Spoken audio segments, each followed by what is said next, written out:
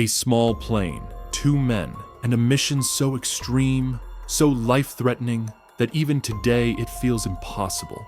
The owner of a Las Vegas hotel had a crazy dream: to keep an airplane in the sky, not for hours, not for days, but for months without ever touching the ground. But this wasn't just about fuel.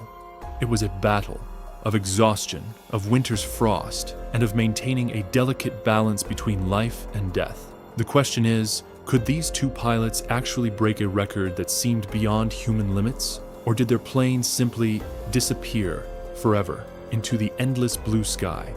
This is the story of a strange chapter in history, one that's been lost in the pages of forgotten books. But today, who is bringing it back to life?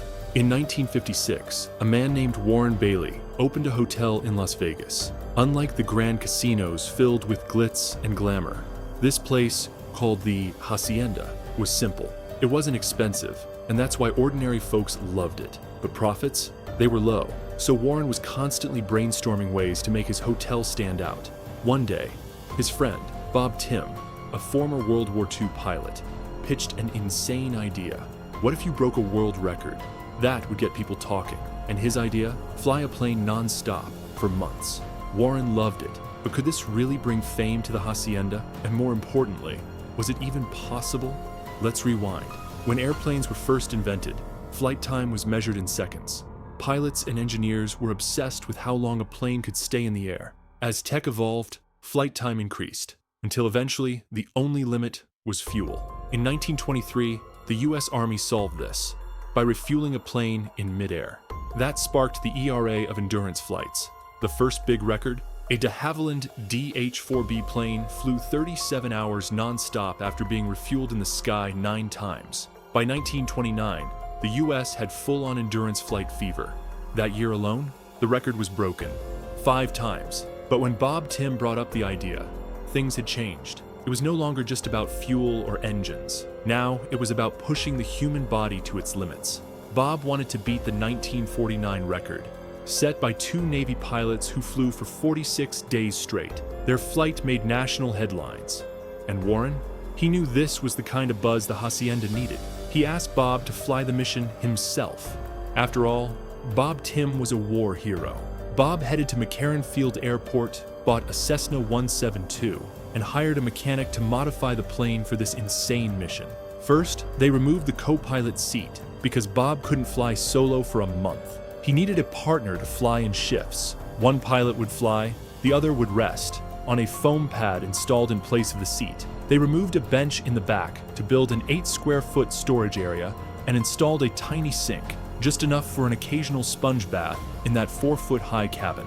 Then came the heart of the mission, a 95-gallon belly tank for extra fuel. They even fitted it with an electric winch to pull up the refueling pipe during mid-air transfers.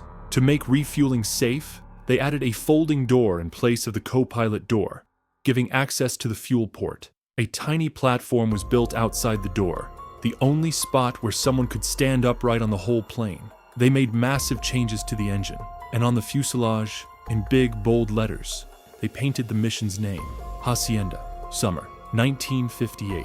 Test flights began, and troubles followed. Bob's first co-pilot, they didn't get along. Constant arguments. The first flight failed, then the second. By the third, things exploded. Bob fired the co-pilot mid-mission. The problem? An overheating exhaust valve. They launched the mission 3 times, and failed each time.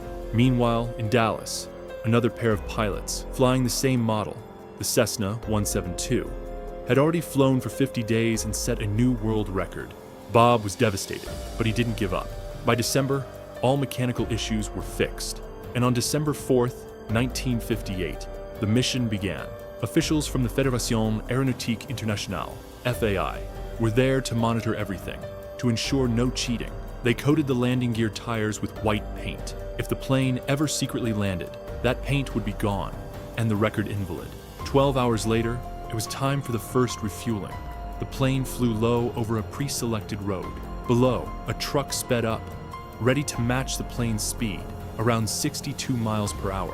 When the plane got just 20 feet above the truck, the co-pilot dropped the winch. Workers on the truck connected the fuel pipe.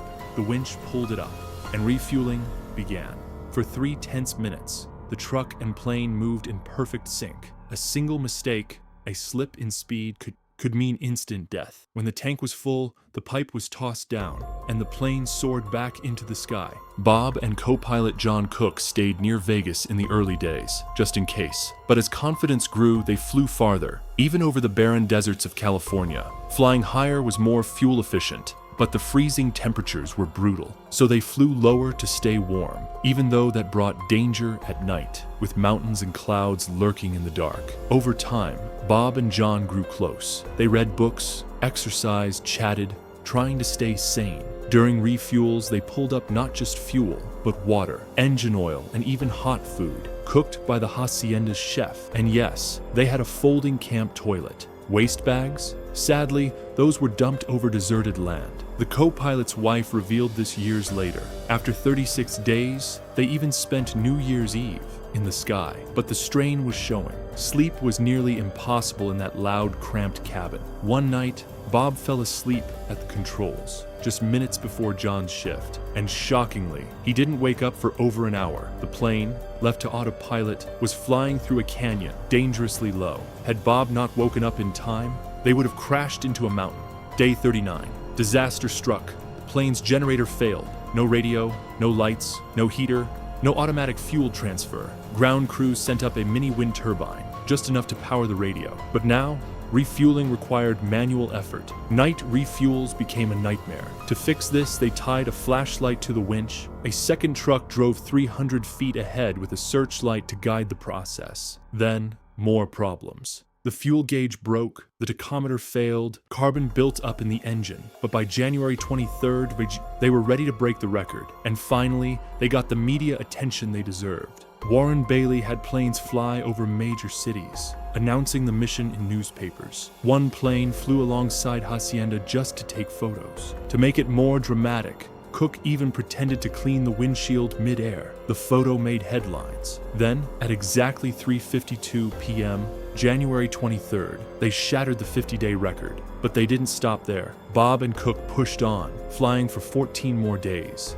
At last, on February 7th, 1959, after 64 days, 22 hours, 19 minutes, and 5 seconds in the air, they called McCarran Field and asked for landing permission. When they landed, the airport was packed. Supporters, officials, journalists, Warren, Bob's family, and the entire Hacienda staff. Bob and Cook were so exhausted, they couldn't even step out of the plane on their own. Officials confirmed the white paint on the tires, still there. They had truly stayed in the air the entire time. In 2015, the FAI officially retired this record category, too dangerous to attempt again, meaning this unbelievable feat will never be broken.